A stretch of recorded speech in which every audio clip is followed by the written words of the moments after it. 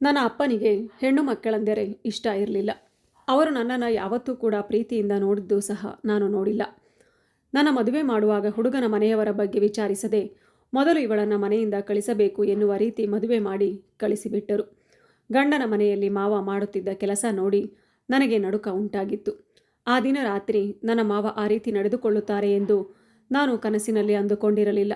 ನನ್ನ ತಂದೆಗೆ ನಾವು 4 ಜನ ಮಕ್ಕಳು. ನಾನು ಮೊದಲನೆಯವಳು. ಇನ್ನು ಉಳಿದವರು 3 ಗಂಡು ಮಕ್ಕಳು, ಅಂದರೆ ನನ್ನ ತಮ್ಮಂದಿರು.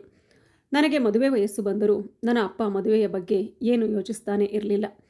ಆದರೆ ನನ್ನ ತಮ್ಮಂದಿರಿಗೆ ಮದುವೆ ಮಾಡಲು ಸಂಬಂಧಗಳನ್ನು 10 ಕಡೆ ಹುಡುಕುತ್ತಿದ್ದರು.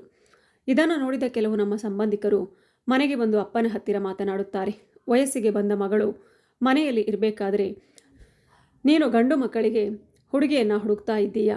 ಇದು ಸರಿಯಲ್ಲ. ಮೊದಲು ಮನೆಯ ಹೆಣ್ಣು ಮಗಳಿಗೆ ಮದುವೆ ಮಾಡಿ ಕಳಿಸು ಅಂತ ಹೇಳಿದರು. ಆಗ ಅಪ್ಪ ಅವರಿಗೆ ಹೇಳ್ತಾರೆ, ಅವಳಿಗೆ ಯಾರೂ ವರದಕ್ಷಿಣೆ ಕೊಟ್ಟು ಮದುವೆ ಮಾಡುವಷ್ಟು ದುಡ್ಡು ಇಟ್ಟುಕೊಂಡು ಕುಳಿತಿದ್ದಾರೆ. ನನ್ನ ಬಳಿ ಅಷ್ಟೊಂದು ದುಡ್ಡಿಲ್ಲ.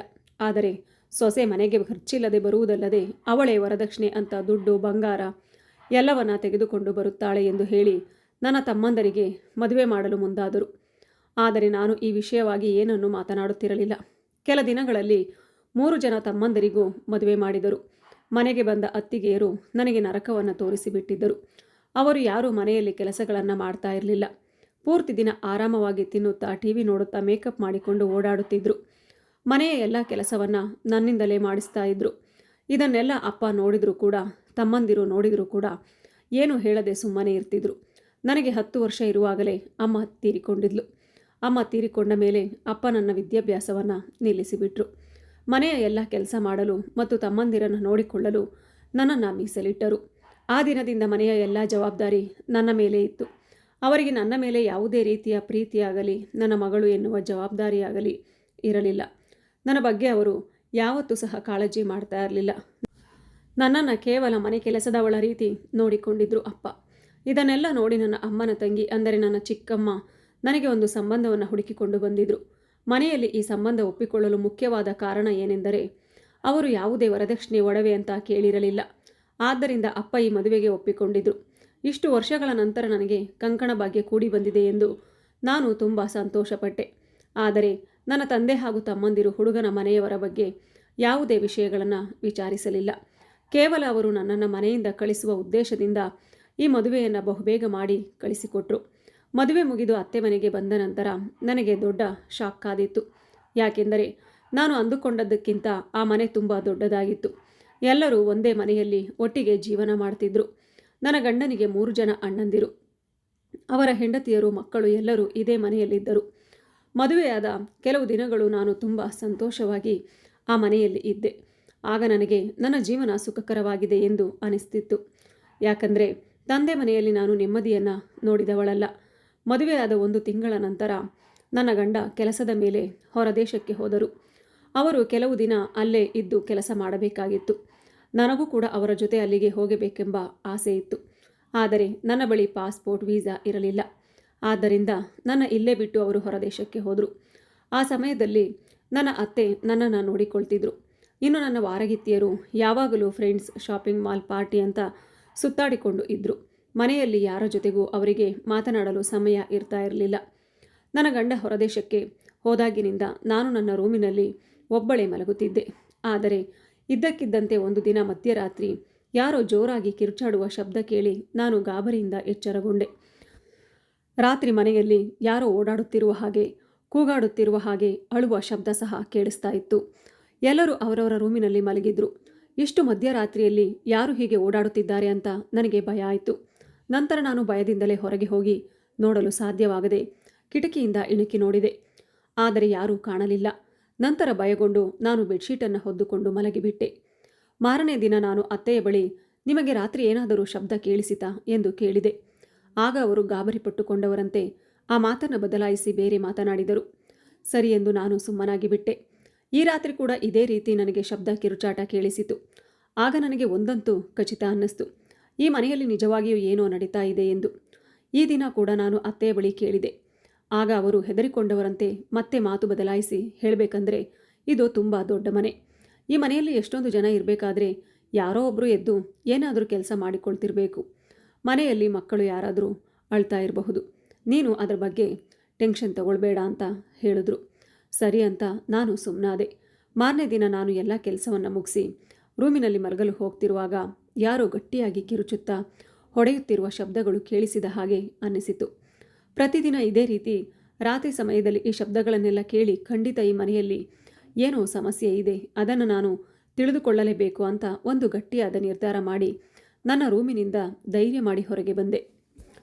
ಹೊರಗೆ ಬಂದಾಗ ಮಾವ ಫೋನಿನಲ್ಲಿ ಯಾರ ಜೊತೆಗೋ ಕಿರುಚುತ್ತಾ ಮಾತನಾಡುತ್ತಿದ್ದರು.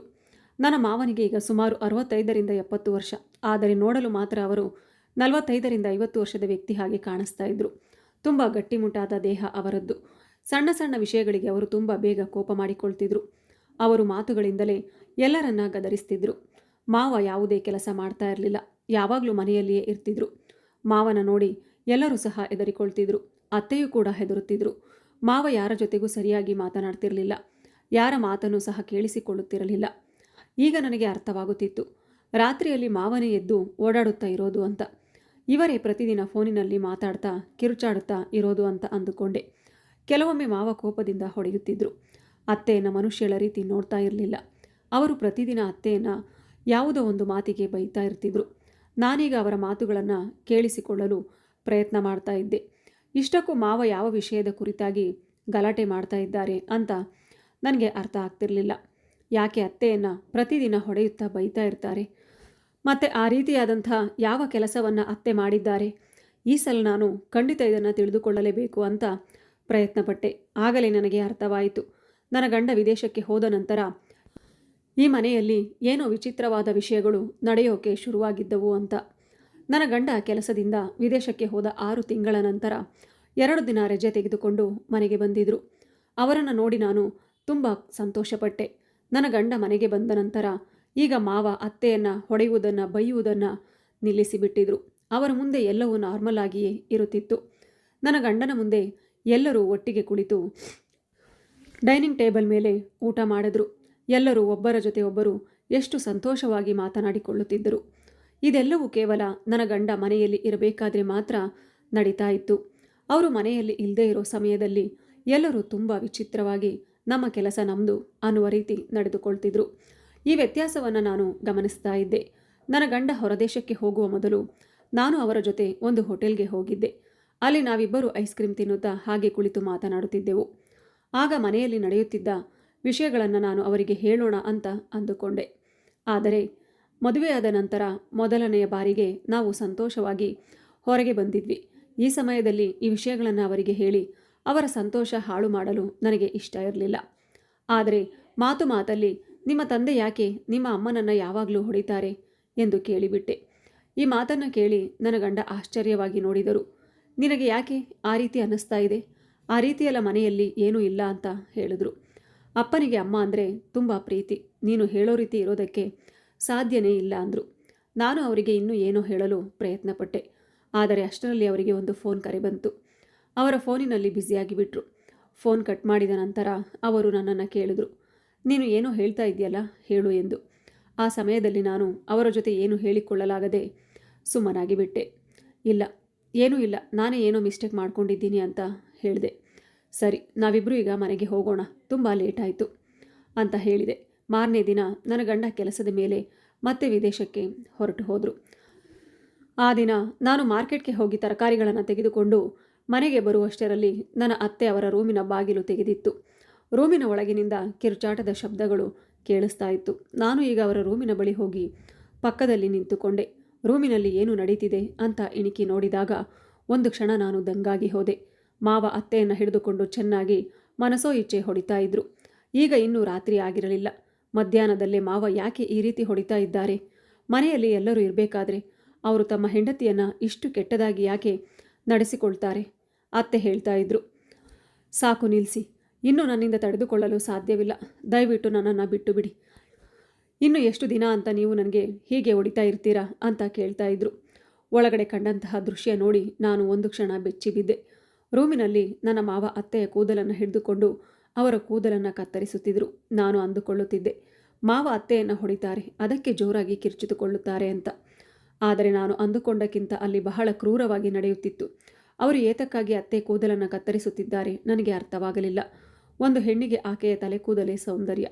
ಹೆಣ್ಣಿನ ಕೂದಲ ಮೇಲೆ ಕೈಯಿಟ್ಟರೆ ಆಕೆಗೆ ಸ್ವಲ್ಪವೂ ಕೂಡ ಇಷ್ಟ ಆಗೋದಿಲ್ಲ. ಮಾವ ಈಗ ಕತ್ತರಿಸಿದ ಕೂದಲನ್ನು ಹಿಡಿದುಕೊಂಡು ವಿಚಿತ್ರವಾಗಿ ರಾಕ್ಷಸನ ರೀತಿ ನಗ್ತಾ ಇದ್ರು. ಅದನ್ನೆಲ್ಲ ನೋಡಿ ನನ್ನಿಂದ ತಡೆಯಲಾಗದೆ ನಾನು ತಕ್ಷಣ ರೂಮಿನ ಒಳಗೆ ಹೋದೆ. ಧೈರ್ಯ ತಂದುಕೊಂಡು ಮಾವನನ್ನು ಕೇಳಿಬಿಟ್ಟೆ, ನೀವು ಯಾಕೆ ಈ ರೀತಿ ನಡೆದುಕೊಳ್ಳುತ್ತಿದ್ದೀರಾ? ಯಾಕೆ ಈ ರೀತಿ ಅವರಿಗೆ ಮಾಡ್ತಿದ್ದೀರಾ ಎಂದು. ನನ್ನನ್ನು ಅಲ್ಲಿ ನೋಡಿ ಮಾವ ಒಂದು ನಿಮಿಷ ಬೆಚ್ಚಿಬಿದ್ರು. ನಂತರ ಅವರು ಹೇಳಿದರು, ನೋಡು, ನಿಮ್ಮ ಅತ್ತೆ ಮಾಡಿದ ತಪ್ಪಿಗೆ ಇದು ತುಂಬ ಸಣ್ಣ ಶಿಕ್ಷೆ. ಅವಳು ಮಾಡಿದ ಕೆಲಸಕ್ಕೆ ಅವಳನ್ನು ಈ ಮನೆಯಿಂದಲೇ ಓಡಿಸಬೇಕು ಎಂದು ಹೇಳುತ್ತಾ ಅವರು ರೂಮಿನಿಂದ ಹೊರಟು ಹೋದರು. ನಾನು ಅತ್ತೆಯನ್ನು ತಬ್ಬಿಕೊಂಡು ಆಕೆಯನ್ನು ಸಮಾಧಾನ ಮಾಡುತ್ತಾ, ಏನು ನಡೀತಾ ಇದೆ? ಮಾವ ಯಾಕೆ ನಿಮ್ಮ ಜೊತೆ ಈ ರೀತಿ ನಡೆದುಕೊಳ್ಳುತ್ತಿದ್ದಾರೆ? ಅವರು ಯಾಕೆ ನಿಮ್ಮ ತಲೆ ಕೂದಲನ್ನು ಕತ್ತರಿಸುತ್ತಿದ್ದಾರೆ ಎಂದು ಕೇಳಿದಾಗ ಅತ್ತೆ ಕಣ್ಣೀರು ಹಾಕುತ್ತಾ ಹೇಳಿದರು, ಇದು ನನಗೆ ಹೊಸದೇನಲ್ಲಮ್ಮ. ಅವರು ಪ್ರತಿದಿನ ಇದೇ ರೀತಿ ನಡೆದುಕೊಳ್ಳುತ್ತಾರೆ. ಮೊದಲು ಅವರು ನನ್ನ ಚೆನ್ನಾಗಿ ಹೊಡಿತಾರೆ, ನಂತರ ನನ್ನ ಕೂದಲನ್ನು ಕತ್ತರಿಸ್ತಾರೆ. ಅವರು ತುಂಬ ಕೆಟ್ಟ ಮನುಷ್ಯ, ಏನು ಮಾಡಲು ಹಿಂಜರಿಯೋದಿಲ್ಲ. ನಿನಗೆ ಈ ಮನೆಯ ಬಗ್ಗೆ ಏನೂ ಗೊತ್ತಿಲ್ಲ, ಆದ್ದರಿಂದ ಇವೆಲ್ಲ ನಿನಗೆ ಅರ್ಥ ಆಗೋದಿಲ್ಲ. ನಾನೊಬ್ಬಳು ನಿರ್ದೋಷಿ, ನಾನು ಯಾವ ತಪ್ಪನ್ನು ಕೂಡ ಮಾಡಿಲ್ಲ ಅಂತ ಹೇಳ್ತಾ ಇದ್ರು. ಅಷ್ಟಕ್ಕೂ ಏನಾಯಿತು? ಮಾವ ಯಾಕೆ ನಿಮ್ಮ ಜೊತೆ ಇಷ್ಟೊಂದು ಕೆಟ್ಟದಾಗಿ ನಡೆದುಕೊಳ್ತಾರೆ ಎಂದು ನಾನು ಮತ್ತೆ ಅತ್ತೆಗೆ ಕೇಳಿದೆ. ಈ ಮನೆಯಲ್ಲಿ ಇರುವವರು ಕೇವಲ ಅವರ ಬಗ್ಗೆ ಮಾತ್ರ ಅವರು ಯೋಚಿಸ್ತಾರೆ, ಯಾರ ಬಗ್ಗೆಯೂ ಯಾರೂ ಯೋಚಿಸೋದಿಲ್ಲ. ನೀನು ಇವರೆಲ್ಲರ ಜೊತೆ ತುಂಬ ಹುಷಾರಾಗಿರು. ಮುಖ್ಯವಾಗಿ ನಿನ್ನ ಮಾವನ ವಿಷಯದಲ್ಲಿ ತುಂಬ ಎಚ್ಚರಿಕೆಯಿಂದ ಹೆಜ್ಜೆ ಇಡು. ಆತ ತುಂಬ ಕೆಟ್ಟ ಮನುಷ್ಯ. ಇಲ್ಲಿ ನಡೆದ ಯಾವ ವಿಷಯವನ್ನು ನೀನು ನಿನ್ನ ಗಂಡನ ಹತ್ತಿರ ಹೇಳಬೇಡ. ಒಂದು ವೇಳೆ ನೀನೇನಾದರೂ ಈ ವಿಷಯವನ್ನು ಅವನಿಗೆ ತಿಳಿಸಿದರೆ, ಅದೇನಾದರೂ ನನ್ನ ಗಂಡನಿಗೆ ಗೊತ್ತಾದರೆ ಅವರು ನಿನ್ನ ಪ್ರಾಣವನ್ನು ಕೂಡ ತೆಗೆಯೋದಕ್ಕೆ ಹೇಸೋದಿಲ್ಲ ಎಂದು ಹೇಳಿ ಅತ್ತೆ ನನ್ನ ಬಲವಂತವಾಗಿ ಅವರ ರೂಮಿನಿಂದ ಹೊರಗಡೆ ಬೇಗ ಬೇಗ ನನ್ನ ಕಳಿಸಿಬಿಟ್ರು. ನೀನು ಮತ್ತೆ ಯಾವತ್ತೂ ನಮ್ಮ ಮಧ್ಯೆ ನಡೆಯುವ ಗಲಾಟೆಯಲ್ಲಿ ಬರಬೇಡ. ನಿನ್ನ ಅವಶ್ಯಕತೆ ನನಗೆ ಇಲ್ಲ ಎಂದು ಅತ್ತೆ ಹೇಳಿದರು. ಮಾವ ಅತ್ತೆ ಜೊತೆ ಸರಿಯಾದ ರೀತಿಯಲ್ಲಿ ನಡೆದುಕೊಳ್ಳುತ್ತಿರಲಿಲ್ಲ. ಆಕೆ ಮೇಲೆ ನಡೆಯುತ್ತಿರುವ ದೌರ್ಜನ್ಯವನ್ನು ನನ್ನಿಂದ ನೋಡಿಕೊಂಡು ಸುಮ್ಮನೆ ಇರಲು ಆಗುತ್ತಿರಲಿಲ್ಲ. ನಾನು ಸೈಲೆಂಟಾಗಿ ತಲೆ ಬಗ್ಗಿಸಿಕೊಂಡು ನನ್ನ ರೂಮಿಗೆ ಹೊರಟು ಹೋದೆ. ಆಗ ಮಾವ ನನ್ನನ್ನು ಕರೆದು ನನ್ನ ಹತ್ತಿರ ಹೀಗೆ ಹೇಳಿದ್ರು, ನೋಡಮ್ಮ, ಒಂದು ನಿಮಿಷ ನಿಂತ್ಕೋ. ನನ್ನ ಮಗನ ಹಾಗೆ ನೀನು ಕೂಡ ತುಂಬ ಬುದ್ಧಿವಂತೆ ಎಂದು ನನಗೆ ಚೆನ್ನಾಗಿ ಗೊತ್ತು ಎಂದರು. ಮಾವ, ನೀವು ಯಾಕೆ ಅತ್ತೆ ಜೊತೆ ಅಷ್ಟೊಂದು ವಿಚಿತ್ರವಾಗಿ ಕೆಟ್ಟದಾಗಿ ನಡೆದುಕೊಳ್ತೀರಾ ಎಂದು ನಾನು ಅವರನ್ನು ಧೈರ್ಯ ಮಾಡಿ ಕೇಳಿದೆ. ನಿನಗೆ ಪೂರ್ತಿ ವಿಷಯವನ್ನು ನಾನು ಹೇಳ್ತೇನೆ, ನಿನಗೆ ಗೊತ್ತಾಗಲೇಬೇಕು. ಈ ಮನೆಯಲ್ಲಿ ಏನು ನಡೀತಾ ಇದೆ ಎಂದು ಹೇಳುತ್ತಾ ಅವರು ತಮ್ಮ ಫೋನನ್ನು ತೆಗೆದು ಅದರಲ್ಲಿ ಕೆಲವೊಂದು ಫೋಟೋಗಳನ್ನು ನನಗೆ ತೋರಿಸಿ, ಇದನ್ನು ನೋಡಿದ ನಂತರ ನೀನು ಇನ್ಯಾವತ್ತೂ ನನ್ನನ್ನು ತಪ್ಪಾಗಿ ತಿಳಿದುಕೊಳ್ಳುವುದಿಲ್ಲ. ನಾನು ಕೆಟ್ಟವನಲ್ಲ. ಯಾವ ಗಂಡಸಾದರೂ ಸರಿ ತನ್ನ ಹೆಂಡತಿ ಮಾಡಿದ ದ್ರೋಹವನ್ನು ತನ್ನ ಕಣ್ಣಾರೆ ನೋಡಿದಾಗ ಅವಳನ್ನು ಆ ತಪ್ಪು ಮಾಡದ ಹಾಗೆ ತಡೆಯಲು ಯಾವುದೇ ಒಂದು ರೀತಿಯ ದಾರಿಯನ್ನು ಹುಡುಕಿ ಈ ರೀತಿ ಮಾಡುತ್ತಾನೆ ಅಂತ ಹೇಳಿದರು. ಆ ಫೋಟೋಗಳನ್ನು ನೋಡಿ ನನಗೆ ತಲೆ ಚೂರಾದಂತೆ ಅನಿಸಿತು. ಅದನ್ನು ನಂಬಲು ಕೂಡ ನನಗೆ ಸಾಧ್ಯವಾಗಲಿಲ್ಲ. ನಾನು ಇನ್ನೂ ಅದನ್ನೇ ನೋಡುತ್ತಾ ನಿಂತುಕೊಂಡಿದ್ದೆ. ಅಷ್ಟರಲ್ಲಿ ಅತ್ತೆ ಅಲ್ಲಿಗೆ ಬಂದು ನನ್ನ ಕೈಯಲ್ಲಿದ್ದ ಫೋನನ್ನು ಕಿತ್ತುಕೊಂಡ್ರು. ನೀನು ಇನ್ನೂ ಇಲ್ಲೇ ನಿಂತಿದ್ಯಾ ಅಂತ ನನ್ನ ಮೇಲೆ ಕೋಪದಿಂದ ಕೂಗಾಡಿದ್ರು. ನಾನು ಅವರ ಜೊತೆ ಮಾತನಾಡಲು ಹೊರಟಾಗ, ನಿನಗೆ ಏನೂ ಗೊತ್ತಿಲ್ಲ, ಇದನ್ನು ಅರ್ಥ ಮಾಡಿಕೊಳ್ಳುವ ಸ್ಥಿತಿಯಲ್ಲಿ ನೀನು ಇಲ್ಲ. ಮೊದಲು ನಿನ್ನ ರೂಮಿಗೆ ಹೋಗು. ನಮ್ಮಿಬ್ಬರ ಮಧ್ಯೆ ಬರಲು ನೀನು ಪ್ರಯತ್ನ ಮಾಡಬೇಡ ಎಂದು ಅತ್ತೆ ತುಂಬ ಕಠೋರವಾಗಿ ಹೇಳಿ ಕಣ್ಣಲ್ಲಿ ನೀರು ತುಂಬಿಕೊಂಡು ನನ್ನನ್ನು ನೋಡ್ತಾ ಇದ್ರು. ನಾನು ಮೌನವಾಗಿ ತಲೆ ಬಗ್ಗಿಸಿಕೊಂಡು ನನ್ನ ರೂಮಿಗೆ ಹೋದೆ. ಈ ದಿನ ರಾತ್ರಿ ಮತ್ತೆ ಅದೇ ಶಬ್ದಗಳು ನನಗೆ ಕೇಳಿಸ್ತಾ ಇತ್ತು. ನನ್ನ ಗಂಡ ಹೊರದೇಶದಿಂದ ಬಂದಾಗ ಮನೆ ಪರಿಸ್ಥಿತಿ ಮೊದಲಿನಂತೆ ನಾರ್ಮಲ್ ಆಗಿ ಇತ್ತು. ಅವರು ಮತ್ತೆ ಹೊರದೇಶಕ್ಕೆ ಹೋದ ನಂತರ ಮತ್ತೆ ಅದೇ ರೀತಿ ವಿಚಿತ್ರವಾಗಿ ಮನೆಯ ವಾತಾವರಣ ಬದಲಾಗಿದೆ. ನಾನು ನನ್ನ ಗಂಡನಿಗೆ ಈ ಎಲ್ಲ ವಿಷಯವನ್ನು ಹೇಳಬೇಕೆಂದು ಪ್ರಯತ್ನಿಸಿದೆ. ಆದರೆ ಅತ್ತೆ ಮಾತ್ರ ವಿಷಯಗಳನ್ನು ಅವರಿಗೆ ಹೇಳಬೇಡ ಅಂತ ನನಗೆ ಎಚ್ಚರಿಕೆ ಕೊಡುತ್ತಿದ್ದರು. ಒಂದು ವೇಳೆ ನಿನ್ನ ಗಂಡನಿಗೆ ವಿಷಯಗಳನ್ನು ಹೇಳಿದರೆ ನಿನಗೆ ಅದು ಒಳ್ಳೆಯದಲ್ಲ. ನನ್ನ ಮಾತನ್ನು ಲೆಕ್ಕಿಸದೆ ನೀನು ಈ ವಿಷಯವನ್ನು ಅವನಿಗೆ ಹೇಳಿದರೆ ನಾನು ನಿನ್ನನ್ನು ಈ ಮನೆಯಲ್ಲಿ ಶಾಶ್ವತವಾಗಿ ಹೊರಗೆ ಹಾಕಿಬಿಡ್ತೀನಿ ಅಂತ ಹೇಳ್ತಾ ಇದ್ರು. ಈಗ ನನಗೆ ಏನು ಮಾಡಬೇಕು ಎನ್ನುವುದೇ ತೋಚುತ್ತಿರಲಿಲ್ಲ. ಈ ಮನೆಯಲ್ಲಿ ಏನು ನಡೀತಾ ಇದೆ? ಅಷ್ಟಕ್ಕೂ ಆ ಕಿರುಚಾಟ, ಆ ಗಲಾಟೆಗಳಿಂದ ರಾತ್ರಿಗಳಲ್ಲಿ ನನಗೆ ನಿದ್ದೆ ಕೂಡ ಸರಿಯಾಗಿ ಬರ್ತಾ ಇರಲಿಲ್ಲ. ಗಾಬರಿಯಿಂದ ರಾತ್ರಿಯೆಲ್ಲ ನಿದ್ದೆ ಇಲ್ಲದೆ ಎಚ್ಚರವಾಗಿ ಕುಳಿತುಕೊಂಡಿರ್ತಿದ್ದೆ. ನಾನು ಇತ್ತೀಚೆಗೆ ಮನೆಯನ್ನು ಗಮನಿಸಿದಾಗ ಮಾವ ಅತ್ತೆಯ ಜೊತೆ ತುಂಬ ಪ್ರೀತಿಯಿಂದ ವಿಶ್ವಾಸದಿಂದ ನಡೆದುಕೊಳ್ಳುತ್ತಿದ್ದರು. ಅವರು ತುಂಬ ಶಾಂತವಾಗಿದ್ದರು. ಅವರಿಬ್ಬರ ಅನ್ಯೋನ್ಯತೆ, ಆ ಪ್ರೀತಿಯನ್ನು ನೋಡಿ ನಾನು ತುಂಬ ಸಂತೋಷಪಟ್ಟಿದ್ದೆ. ಆದರೆ ಇದನ್ನೆಲ್ಲ ನನ್ನಿಂದ ನಂಬಲು ಸಾಧ್ಯವಾಗಲಿಲ್ಲ. ಮಾವ ಅವರ ತಪ್ಪನ್ನು ಅವರು ಅರ್ಥ ಮಾಡಿಕೊಂಡಿರಬಹುದು. ಹೆಂಡತಿಯ ಮೇಲೆ ಕೈ ಎತ್ತುವುದು ಒಳ್ಳೆಯದಲ್ಲ, ಅದು ತಪ್ಪು ಎಂದು ಅವರು ತಿಳಿದುಕೊಂಡಿರಬಹುದು. ಆದ್ದರಿಂದಲೇ ಅವರು ಬದಲಾಗಿ ತನ್ನ ಹೆಂಡತಿಯನ್ನು ಪ್ರೀತಿಯಿಂದ ನೋಡಿಕೊಳ್ಳುತ್ತಿದ್ದಾರೆ ಎಂದು ನಾನು ತುಂಬ ಖುಷಿಪಟ್ಟಿದ್ದೆ. ನಾನು ಕೂಡ ಈಗ ನೆಮ್ಮದಿಯಾಗಿದ್ದೆ. ಆದರೆ ಆ ನೆಮ್ಮದಿ, ಖುಷಿ ಹೆಚ್ಚು ಸಮಯ ಇರಲಿಲ್ಲ. ರಾತ್ರಿ ಸುಮಾರು 9:30 ಆಗಿತ್ತು. ನಾನು ನನ್ನ ರೂಮಿನಲ್ಲಿ ಕುಳಿತುಕೊಂಡು ಫೋನನ್ನು ನೋಡ್ತಾ ಇರಬೇಕಾದ್ರೆ ಇದ್ದಕ್ಕಿದ್ದಂತೆ ಮಾವ ನನ್ನ ರೂಮಿಗೆ ಬಂದರು. ಮಾವನನ್ನು ಆ ಸಮಯದಲ್ಲಿ ನೋಡಿ ಒಂದು ಕ್ಷಣ ನಾನು ಗಾಬರಿ ಪಟ್ಟುಕೊಂಡೆ. ಮಾವ, ನಿಮಗೆ ಏನಾದರೂ ಬೇಕಿತ್ತಾ ಅಂತ ಗಾಬರಿಯಿಂದನೇ ಕೇಳಿದೆ. ಆಗ ಮಾವ, ಇಲ್ಲಮ್ಮ, ನಾನು ನಿನಗೋಸ್ಕರ ಸ್ಪೆಷಲ್ ಕಾಫಿ ಮಾಡಿಕೊಂಡು ಬಂದೆ. ನಿಮ್ಮ ಅತ್ತೆಗೆ ಮತ್ತು ನಿನ್ನ ಗಂಡನಿಗೆ ನನ್ನ ಕೈ ಕಾಫಿ ಅಂದರೆ ತುಂಬ ಇಷ್ಟ. ನೀನು ಮದುವೆಯಾಗಿ ಬಂದಾಗಿನಿಂದ ನಾನು ನಿನಗಾಗಿ ಈ ರೀತಿಯ ಕಾಫಿ ಮಾಡಿಕೊಟ್ಟೇ ಇಲ್ಲ. ಈ ದಿನ ಮಾಡಿದ್ದೇನೆ, ಹಾಗಾಗಿ ನಿನಗೂ ಕೊಡುವುದಕ್ಕೆ ಬಂದೆ. ಈ ದಿನ ನಿನಗಾಗಿ ನನ್ನ ಕೈಯಾರೆ ಮಾಡಿ ತೆಗೆದುಕೊಂಡು ಬಂದಿದ್ದೇನೆ.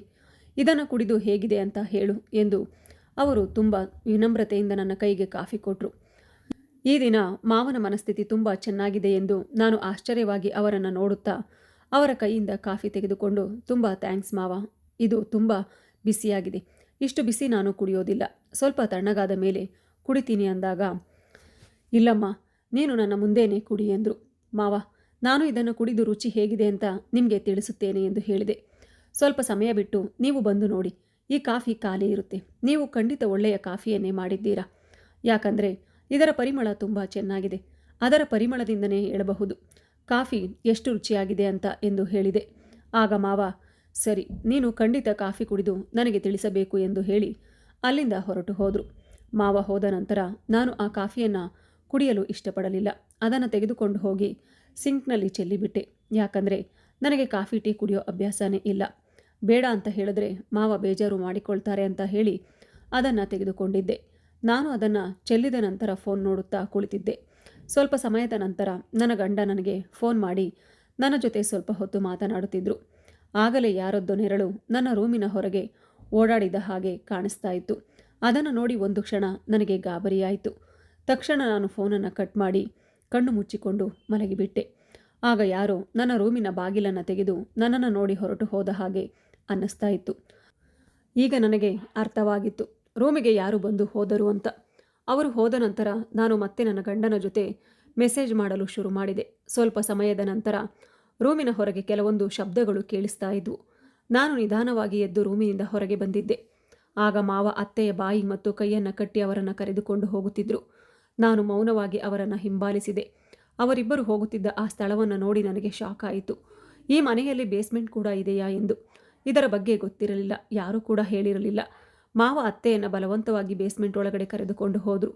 ಅವರು ಹೋಗಬೇಕಾದರೆ ಬಾಗಿಲು ತೆಗೆದೇ ಇತ್ತು. ನಾನು ಕೂಡ ಈಗ ನಿಧಾನವಾಗಿ ಆ ಬೇಸ್ಮೆಂಟ್ ಒಳಗಡೆ ಹೋದೆ. ಅಲ್ಲಿ ಒಂದು ರೂಮ್ ಸಹ ಇತ್ತು. ಮಾವ ಅತ್ತೆಯನ್ನು ಅಲ್ಲಿ ಇದ್ದ ಒಂದು ಕುರ್ಚಿಯಲ್ಲಿ ಕೂರಿಸಿ ಹಗ್ಗದಿಂದ ಕಟ್ಟಿ ಹಾಕಿದ್ರು.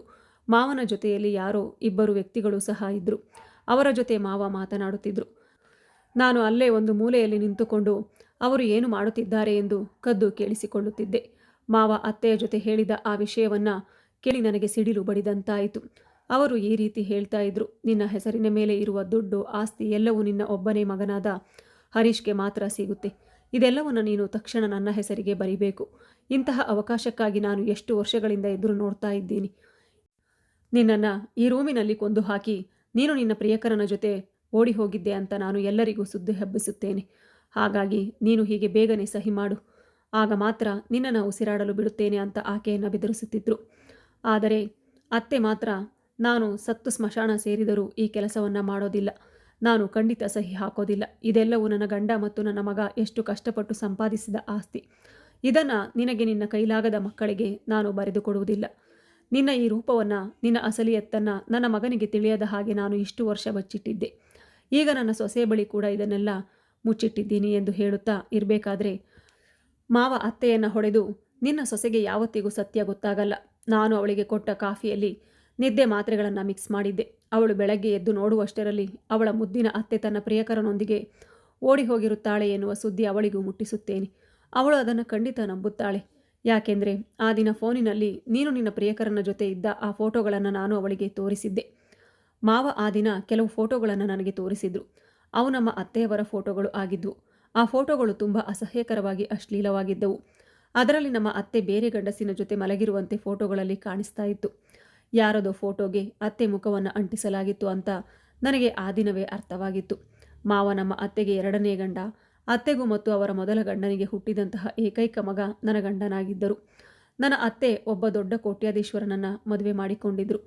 ಕೆಲವು ವರ್ಷಗಳಲ್ಲಿ ನನ್ನ ಸ್ವಂತ ಮಾವ ಅನಾರೋಗ್ಯದಿಂದ ತೀರಿಕೊಂಡಿದ್ರು. ಅವರು ಸಾಯುವ ಮೊದಲೇ ಒಂದು ವೇಳೆ ನನಗೆ ಏನಾದರೂ ಆದರೆ ಆಸ್ತಿಯೆಲ್ಲ ನನ್ನ ಮಗನಿಗೆ ಸೇರಬೇಕು ಅಂತ ಪತ್ರಗಳನ್ನೆಲ್ಲ ರೆಡಿ ಮಾಡಿಸಿ ಇಟ್ಟಿದ್ದರು. ಅವರು ತೀರಿಕೊಂಡ ಸಮಯದಲ್ಲಿ ನನ್ನ ಗಂಡ 1 ವರ್ಷದ ಮಗುವಾಗಿದ್ದರಂತೆ. ಅತ್ತೆ ತಂದೆ ತಾಯಿ ಚಿಕ್ಕ ವಯಸ್ಸಿಗೆ ಮಗಳ ಬಾಳು ಹೀಗಾಯಿತು ಎಂದು ಈಗ ಇರುವ ಮಾವನನ್ನು ನೋಡಿ ಮದುವೆ ಮಾಡಿದರು. ಈ ಮಾವನಿಗೂ ಕೂಡ ಮೊದಲೇ ಮದುವೆಯಾಗಿತ್ತು. ಅವರ ಹೆಂಡತಿ ತೀರಿ ಹೋಗಿದ್ದಳು. ಮಾವನಿಗೆ ಮಕ್ಕಳು ಸಹ ಇದ್ದರು. ಅತ್ತೆ ತನ್ನ ಮಗನನ್ನು ಚೆನ್ನಾಗಿ ಓದಿಸಿ ಅವರನ್ನು ಒಳ್ಳೆಯ ಮನುಷ್ಯನನ್ನಾಗಿ ಮಾಡಿದರು. ನನ್ನ ಗಂಡ ಅಪ್ಪನ ಆಸ್ತಿಯನ್ನು ಇನ್ನಷ್ಟು ಹೆಚ್ಚು ಮಾಡುತ್ತಾ ಹೋಗುತ್ತಿದ್ದರು. ಮಾವನವರ ಮೊದಲ ಹೆಂಡತಿಯ ಮಕ್ಕಳು ಆಸ್ತಿಯನ್ನು ಚೆನ್ನಾಗಿ ಎಂಜಾಯ್ ಮಾಡುತ್ತಾ ಕೇವಲ ಖರ್ಚು ಹೆಚ್ಚಾಗಿ ಮಾಡ್ತಾ ಇದ್ರು. ನನ್ನ ಗಂಡನಿಗೆ ಇವರು ನನ್ನ ತಂದೆ ಅಲ್ಲ ಎನ್ನುವ ಸಣ್ಣ ಸುಳಿವು ಕೂಡ ಇಲ್ಲ. ಅವರು ಕಣ್ಣು ಬಿಟ್ಟಾಗಿನಿಂದ ಇವರನ್ನೇ ತನ್ನ ತಂದೆ ಎಂದು ಭಾವಿಸುತ್ತಾ ಇದ್ರು. ಅತ್ತೆ ಈ ವಿಷಯವನ್ನು ನನ್ನ ಗಂಡನ ಬಳಿ ಯಾವತ್ತೂ ಹೇಳಲಿಲ್ಲ. ನನ್ನ ಗಂಡ ತನ್ನ ತಂದೆಯ ಬಿಸ್ನೆಸ್ಸನ್ನು ಚೆನ್ನಾಗಿ ಅಭಿವೃದ್ಧಿ ಮಾಡಿದರು. ತುಂಬ ಹೆಚ್ಚಿನ ದುಡ್ಡನ್ನು ಸಂಪಾದನೆ ಮಾಡುತ್ತಿದ್ದಾರೆ. ಈ ವಿಷಯಗಳು ಮಾವನಿಗೆ ಸ್ವಲ್ಪ ಕೂಡ ಇಷ್ಟ ಆಗ್ತಿರಲಿಲ್ಲ. ಯಾಕಂದರೆ ಅವರ ಮಕ್ಕಳು ಯಾರೂ ಕೂಡ ಒಳ್ಳೆಯ ಬುದ್ಧಿಯನ್ನು ಕಲ್ತಿರಲಿಲ್ಲ. ಅವರಿಗೆ ಬಿಸ್ನೆಸ್ಸಲ್ಲಿ ABCD ಕೂಡ ಗೊತ್ತಿಲ್ಲ. ನನ್ನ ಗಂಡನ ಸಂಪಾದನೆಯ ಮೇಲೆ ಇವರೆಲ್ಲ ಐಷಾರಾಮಿ ಜೀವನ ನಡೆಸುತ್ತಿದ್ದಾರೆ. ಆಸ್ತಿ ಎಲ್ಲವೂ ಇನ್ನು ಅತ್ತೆಯ ಹೆಸರ ಮೇಲೆಯೇ ಇತ್ತು. ಈಗ ಮಾವ ಆಸ್ತಿ ಎಲ್ಲವನ್ನ ತನ್ನ ಹೆಸರ ಮೇಲೆ ಬರೆಸಿಕೊಳ್ಳಲು ನೋಡ್ತಾ ಇದ್ರು.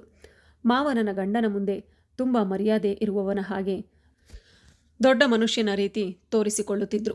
ಯಾಕಂದರೆ ಇವರು ನನ್ನ ಸ್ವಂತ ತಂದೆಯಲ್ಲ, ಮನೆಯಲ್ಲಿ ಇರುವವರು ನನ್ನ ರಕ್ತ ಸಂಬಂಧವಲ್ಲವೆಂದು ಒಂದು ವೇಳೆ ನನ್ನ ಗಂಡನಿಗೆ ತಿಳಿದರೆ ಅವರು ಸುಮ್ಮನೆ ಇರುವುದಿಲ್ಲ. ತಕ್ಷಣ ಇವರನ್ನೆಲ್ಲ ಮನೆಯಿಂದ ಓಡಿಸಿಬಿಡುತ್ತಾರೆ ಎನ್ನುವ ಕಾರಣಕ್ಕೆ ಮಾವ ಅತ್ತೆಯ ಕೈಯಿಂದ ಆಸ್ತಿ ಪತ್ರಗಳ ಮೇಲೆ ಸೈನ್ ಮಾಡಿಸಿಕೊಂಡು ಆಕೆಯನ್ನು ಸಾಯಿಸಿ ಆಕೆ ತನ್ನ ಪ್ರಿಯಕರನ ಜೊತೆ ಓಡಿ ಹೋಗಿದ್ದಾಳೆ ಎಂದು ಹೇಳಬೇಕು ಅಂದುಕೊಂಡಿದ್ದರು.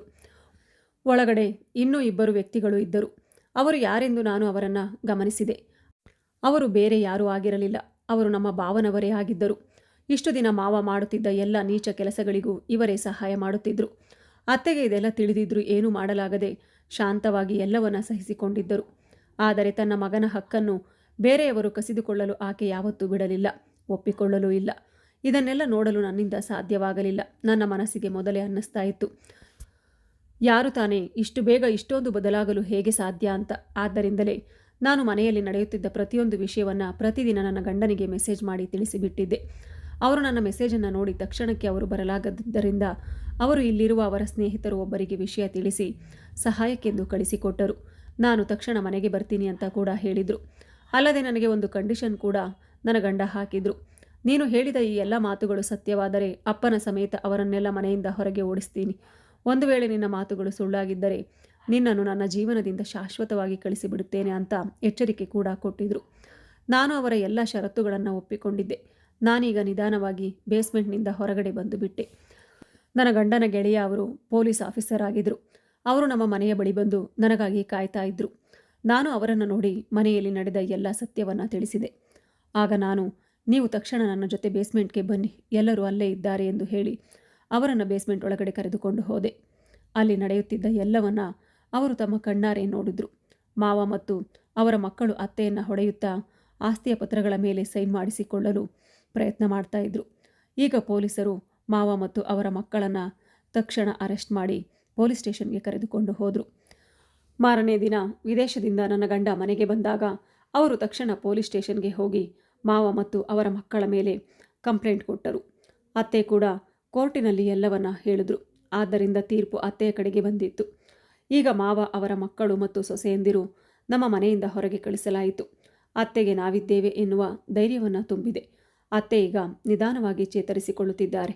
ಆಗ ನನ್ನ ಗಂಡ ನನ್ನನ್ನು ಕೇಳಿದ್ರು, ಈ ಎಲ್ಲ ವಿಷಯ ನಿನಗೆ ಹೇಗೆ ತಿಳಿಯಿತು?